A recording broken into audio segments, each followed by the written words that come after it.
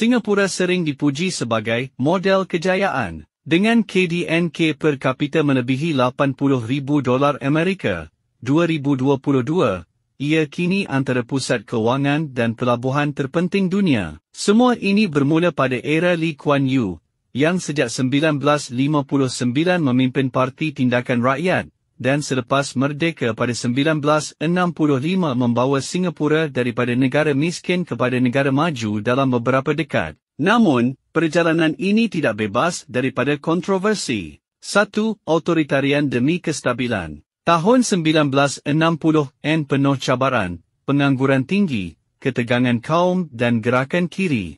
Lee Kuan Yew memilih cara otoritarian, Operasi Kostor 1963, penggunaan ISA, serta dasar budaya seperti kempen cakap Mandarin. Ia berjaya mengekalkan kestabilan dan membina ekonomi, tetapi mengorbankan kebebasan politik serta melemahkan tradisi. 2. Ekonomi melonjak. Dengan model kapitalisme negara, Singapura melalui temasek menguasai sektor penting sambil menarik pelaburan asing. Hubungan rapat dengan Barat mempercepat integrasi global. Antara 1965-1990,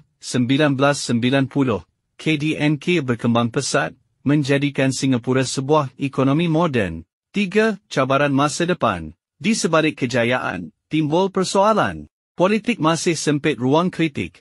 Budaya generasi muda semakin terputus dengan tradisi. Ekonomi terlalu bergantung pada globalisasi, mudah terjejas oleh krisis dunia. Lee Kuan Yew membawa Singapura ke puncak, tetapi kelestarian model ini masih perlu diuji. Kejayaan bukan hanya angka ekonomi, tetapi juga inklusiviti sosial, kekuatan budaya, dan daya tahan jangka panjang. Persoalannya, apakah erti sebenar pembangunan?